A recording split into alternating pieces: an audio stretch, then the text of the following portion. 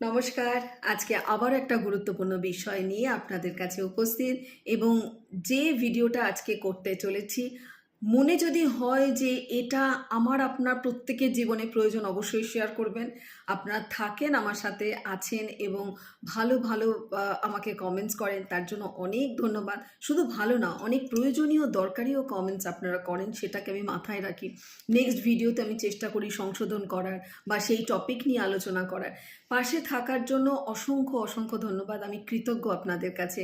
আর এই কৃতজ্ঞতা থেকে যেটা আসে সেটা হলো নতুন নতুন করে ভিডিও ভাবনা আসে এবং সত্যি কথা বলতে আমাদের জীবনটা আরও কতটা সুন্দর করতে পারি, ভালো করতে পারি, ভালো রাখতে পারি। কারণ প্রত্যেকটা ভিডিও কিন্তু নিজেরও পিউরিফিকেশন হয়। প্রত্যেকটা ভিডিও যখন আমি বলি, আমি যখন ভাবি যে একটা ভিডিও করতে, আমি তো এরকম নই যে রোজ ভিডিও করি, কারণ আমি অনেক দিন ধরে সময় নিয়ে একটা ভিডিও চেষ্টা করি আপনাদের কাছে উপস্থাপন করার।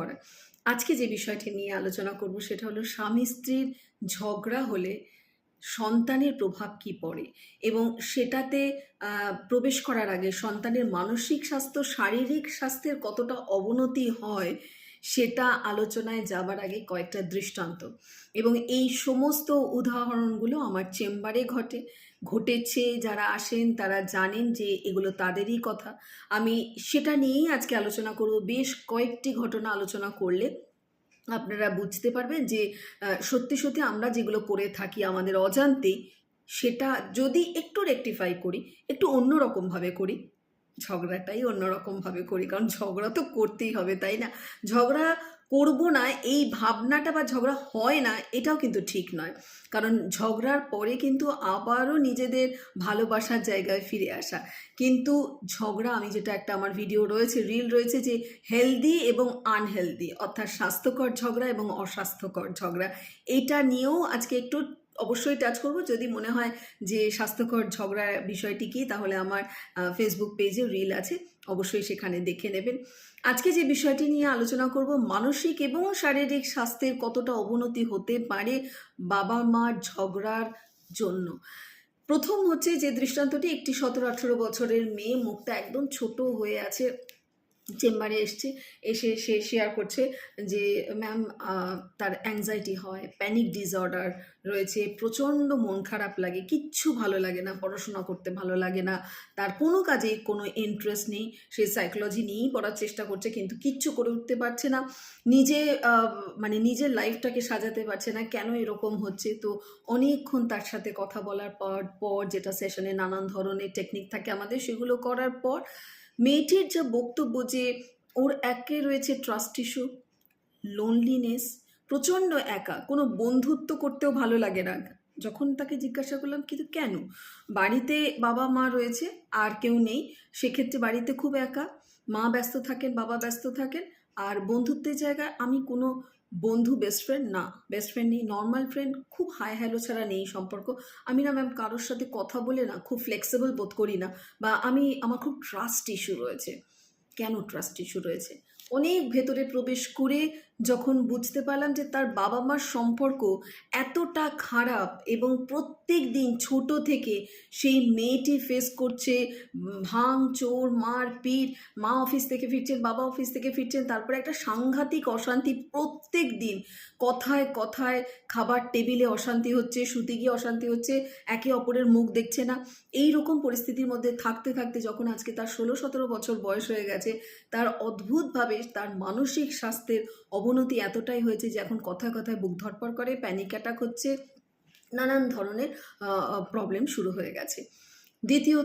দ্বিতীয়ত আরেকটি বাচ্চার কথা বলি, 14 বছর বয়স ছেলে, খেতে বসে মায়ের সাথে সামান্য কথা কাটাকাটি হওয়াতে, এটা বোধহয় কিছুদিন আগে আমি একটা ভিডিওতে বললামও, কথা কাটাকাটি হওয়াতে পুরো খাবার শুদ্ধ টেবিল থেকে ছুঁড়ে ফেলে দিয়েছে। এবং যখন মা কাঁদতে কাঁদতে, আমার সত্যি কষ্ট হচ্ছিল ভদ্রমহিলা জন্য, কাঁদতে কাঁদতে যখন এই ঘটনার বর্ণনা দিচ্ছিলেন, বলছিল যে ছেলে পরে আমাকে জিজ্ঞাসাও করেনি যে আমি আর কি খাবো, ছেলে কিন্তু খেয়ে উঠে গেছিলো, আমি খাচ্ছিলাম, আমার খাবারটা টেনে ছুঁড়ে ফেলে দিয়েছিল।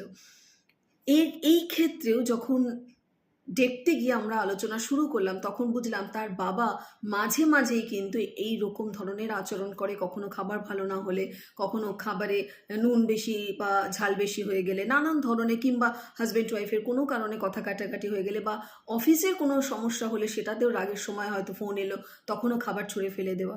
এটি কিন্তু ছেলেটি দেখেছে, এবং ছেলে এখন মাত্র 14 বছর বয়স, মায়ের সাথে কিন্তু এই ধরনের ব্যবহার করছে। ভাবুন একবার, যে কোথায় আমাদের অজান্তে আমরা কীরকম বিহেভ করে ফেলি, সেটা আমরা হয়তো বুঝতে পারি না। আমার পরবর্তী প্রজন্মের কাছে আমরা কী ছাপ রাখছি, কী ইমপ্রেশন তৈরি করছি। নেক্সট 3 নম্বর, মেয়েটির 23 বছর বয়স, সাংঘাতিক ওসিডি আছে। ওসিডি মানে আপনারা জানেন যে অবসেসিভ কম্পালসিভ ডিসঅর্ডার রয়েছে। কি ধরনের অবসেসিভ কম্পালসিভ ডিসঅর্ডার রয়েছে? প্রথম কথা হচ্ছে, ওর বিকেল 5টা বাজলে ছাদে যেতেই হবে। ওকে আমি একটু দেখিনি, কারণ ও কেসটা নিয়ে আমি বেশ কিছুদিন ধরেই কাজ করছি। আচ্ছা হ্যাঁ, ওর বিছানা যে অর্ডারে ও রাখবে বালিশ, সেই অর্ডারেই ওকে বালিশটা রাখতে হবে। বালিশটা যদি একটু বেঁকে যায় তাহলে ওর মনে হবে যে সমস্যা তৈরি হবে, বাড়িতে অশান্তি হবে। এছাড়া ও যে ব্রাশটা দিয়ে ব্রাশ করে সেটা মিনিমাম চেষ্টা করে 2 বছর ব্যবহার করা। ভাবুন কতটা নন হাইজেনিক ফ্যাক্টর। যে চাদরটা পেতে রাখে সেই চাদরটা বিছানা থেকে কোনোভাবেই সরানো যায় না। যদি ওকে কাচতেও হয়, কেচে সঙ্গে সঙ্গে আধ ঘন্টার মধ্যেই সেটাকে আবার যদি পেতে দেওয়া যায়, না হলেও সাংঘাতিক তীব্র অস্বস্তি থাকে। এই ধরনের ওসিডি ওকে তাড়া করে বেড়াচ্ছে, এবং দিনের প্রত্যেকটা মুহূর্ত ও ধাক্কা খাচ্ছে, কষ্ট পাচ্ছে, যন্ত্রণা হচ্ছে। এটার সাথে কি সম্পর্ক? বাবা মার ঝগড়া। এক্ষুনি হয়তো বলবেন, ম্যাম কি বলতে চাইছেন? নিশ্চয়ই বলবো। সেটা হচ্ছে যে, এই যে কি সম্পর্ক, সেটা হলো বিকেল 5টাতে একদিন ও শুয়েছিল ছোটবেলায়, তখন ওর বাবা এতটা এতটা কড়া ধাঁচের, কড়া শাসনের লোক যে দেখেছিল মেয়েকে শুয়ে থাকতে, প্রচণ্ড মারধর করেছিল মেয়েকেও, এবং সেটার জন্য মেয়ে দায়ী ছিল না, দায়ী ছিল তার ওয়াইফের সাথে ঝগড়া হচ্ছিল। দেখেছে যখন মেয়েও শুয়ে আছে, মেয়েকে গিয়েও মারধর করছে। ওই যে মেয়ের প্রায় আজকে ওর বক্তব্য অনুযায়ী যে 6-7 বছর ধরে আমার বিকেল 5টাতে রোদ থাকুক, বৃষ্টি হোক, যাই হোক, আমি 5টাতে উঠি, না হলেই আমার মনে হয় বাড়িতে কোনো অশান্তি হবে। ভেতরে না বসে গেছে বাচ্চাটি। তো এছাড়া ওই বালিশ কিংবা ধরুন চাদর, এগুলো সবটাই অদ্ভুতভাবে কন্ডিশনিং হয়ে আছে ওর জীবনে, যে এগুলো যদি একটু ওলটপালট হয় তাহলে বাড়িতে অশান্তি হবে। এবং সেই অশান্তিও কিন্তু আজকে হয়তো কমে গেছে 2 বছর আগে, কিন্তু 6-7-10 বছর আগে যা যা অশান্তি বাচ্চাটি ভোগ করেছে, যে পরিস্থিতি ছিল, বাবা মার, একবার মা কখনো কখনো বাড়ি ছেড়ে চলে যাচ্ছে, বাবা চলে যাচ্ছে, মা বাচ্চাকে নিয়ে চলে যাচ্ছে, সে একটা সাংঘাতিক মানসিক পরিস্থিতি। আরেকটি ছোট্ট বাচ্চার কথা বলে তারপরে আমি কি করণীয় আমাদের সেখানে আসব। বাবা বারবার বহুগামিতায় চলে যাচ্ছে, অর্থাৎ বহু নারীর প্রতি আসক্ত হচ্ছে। মা মেনে নিতে পারছেন না, মা সেখানে চেঁচামেচি করছেন, অশান্তি করছেন, যেটা খুব স্বাভাবিক। কষ্ট পাচ্ছেন, কান্নাকাটি করছে। বাচ্চাটি কিন্তু মায়ের এই করুণ অবস্থা দেখে আস্তে আস্তে সেই যন্ত্রণা নিতে নিতে, এই বাচ্চাটির বয়স, সে কিন্তু একটা বড়, কলকাতাতে একটা বড় জায়গায় ট্রিটমেন্ট করছিল, এবং সে তারা সাইকিয়াট্রিস্ট দেখিয়ে ট্রিটমেন্ট করছিল, যার তখন তার সেখান থেকে কাউন্সিলিংয়ের জন্য পাঠানো হয়, এবং কাউন্সিলিং করার পরে আজকে বাচ্চাটি সম্পূর্ণভাবে সুস্থ। প্যানিক অ্যাটাক হয় বাচ্চাটির। মা বাবার ঝগড়া হলে বাচ্চাটির প্যানিক অ্যাটাক হয়, কারণ খুব ইমোশনাল বাচ্চাটি, এবং মায়ের এই কষ্টটা, মায়ের এই যন্ত্রণাটাও দেখতে পারে না, যার জন্য কিছুতেই এটা ফাইন্ড আউট হচ্ছিল না। তো কাউন্সিলিং করার পরে কিন্তু এই ব্যাপারটা সমস্তটা নির্মূল হয়ে যায়। এবারে আসি, এই যে আমরা ঝগড়া করছি, অর্থাৎ স্বামী স্ত্রী ঝগড়া করছে, এটার এফেক্টটা বাচ্চাদের ওপরে পড়ছে, তার মানে কি আমরা ঝগড়া করব না? এটা কি কখনো হয়? নিশ্চয়ই হয় না। অবশ্যই ঝগড়া করব।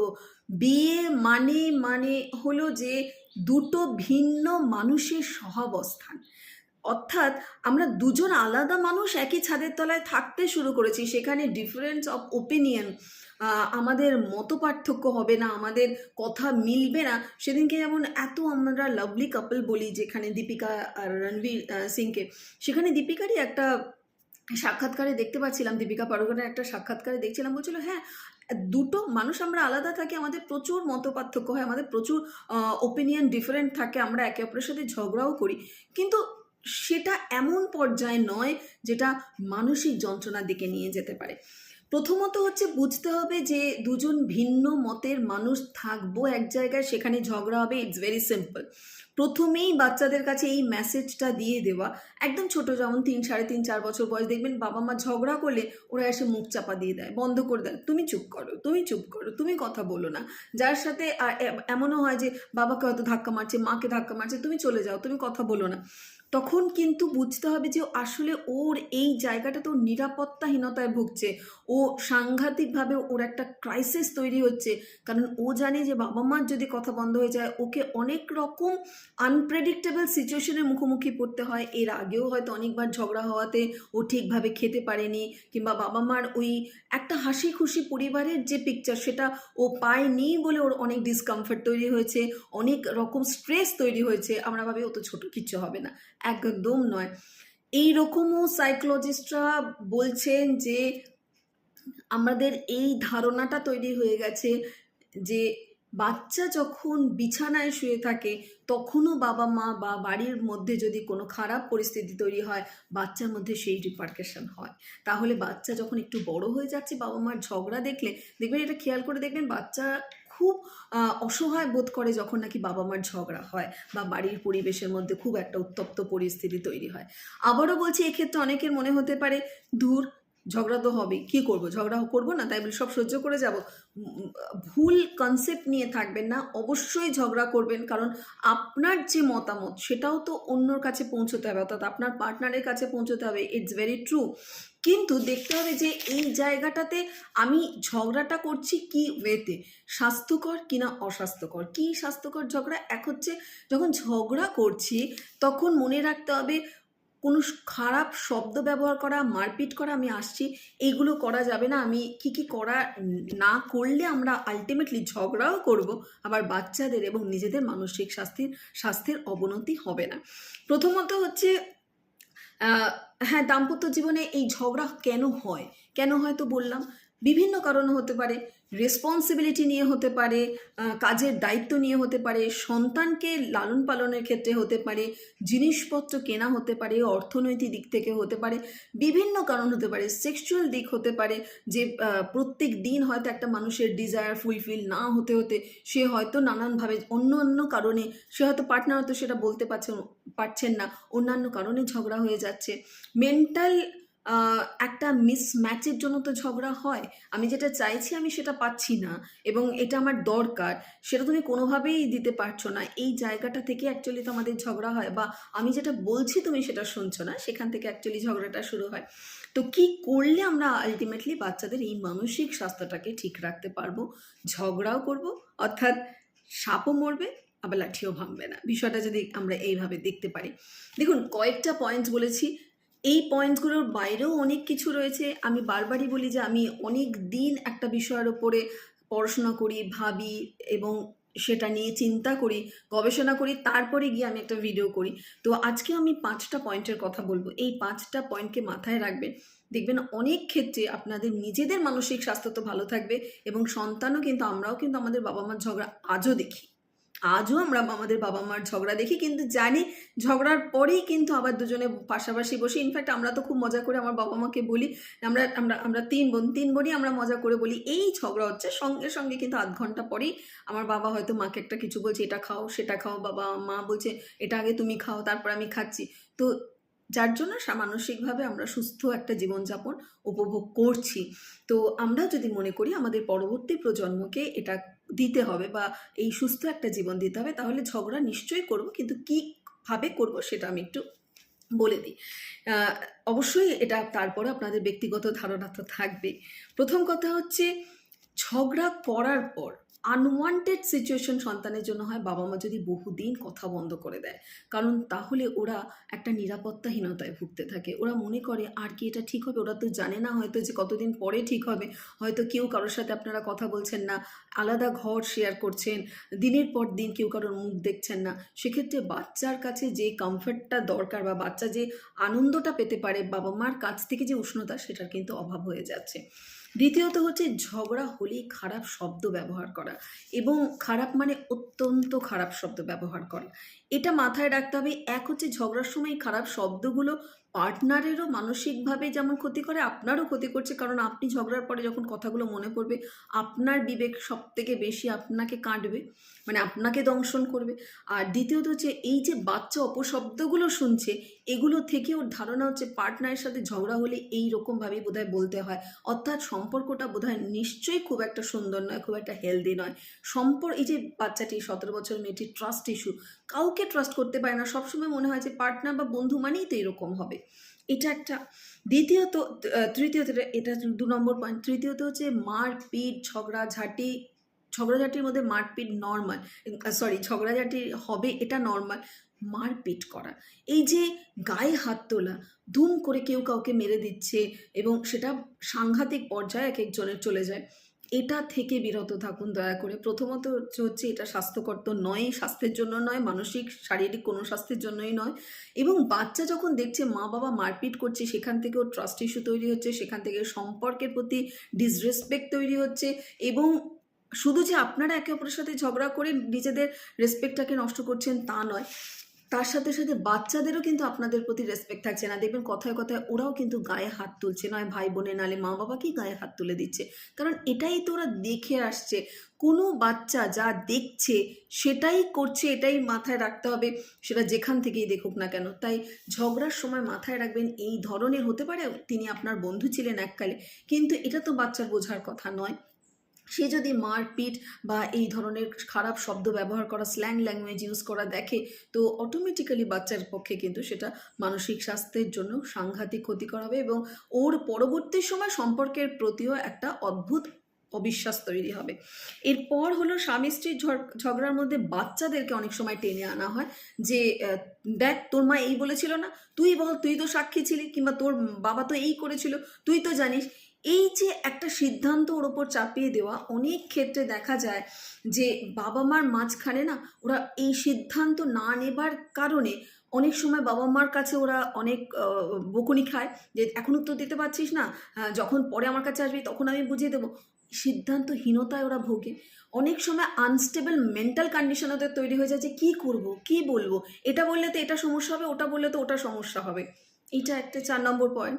5 নম্বর point, it's very very important, আমাদের প্রত্যেকের এটা মাথায় রাখা উচিত। স্বামী স্ত্রীর ঝগড়ার মধ্যে, অর্থাৎ বাবা মা যখন ঝগড়া করবে তখন কোনোভাবেই সন্তানের গায়ে হাত তোলা যাবে না। তাদের নিজেদের ঝগড়ার জন্য অনেক সময় দেখা যায় দুম করে মেরে দেওয়া হলো, বাচ্চাকে মেরে দিল, বাচ্চা সামনে চলে এসছে, বাচ্চাকে মেরে দেওয়া হলো। এই যে এটা কি ওর প্রাপ্য ছিল?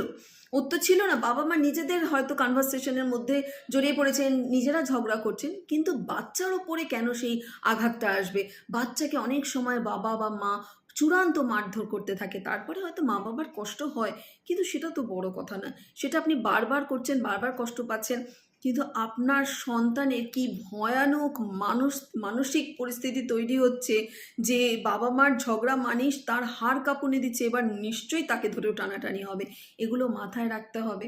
যদি এর পরেও মনে হয় যে না, আমাদের দ্বারা এগুলো হচ্ছে না, আমরা তাও করছি, তাহলে দয়া করে এটা মাথায় রাখবেন, প্রফেশনালদের কাছে যাবেন, তাদের কাছে গিয়ে নিজেদের আরও ওয়ে আউটগুলো কীভাবে এখান থেকে বেরিয়ে আসবেন সেটা মাথায় রাখবেন। আর যদি মনে হয় যে কোনো মতেই আমরা এগুলোর বাইরে ঝগড়া করতে পারি না, মারপিট, অশ্লীল কথাবার্তা, অপশব্দ ব্যবহার করা কিংবা সন্তানকে মারধর করা নিজেদের রাগারাগির সময়, তাহলে সেই সম্পর্ক থেকে দয়া করে বেরিয়ে আসুন বা সেই সম্পর্ক থেকে বিরত থাকুন, পরিষ্কার করে বলছি। কারণ বাচ্চার জন্য সেটা অনেক শ্রেয় যে বাবা মা ভদ্রভাবে আলাদা আলাদা হয়ে গেছে, সুন্দরভাবে আলাদা থাকে। একটা সময় হয়তো বাচ্চাদের মন খারাপ লাগলো, পরবর্তী সময় বাচ্চারা ফিল করবে যে প্রত্যেক দিন আমাকে মা বাবার অশান্তি দেখতে হয়নি।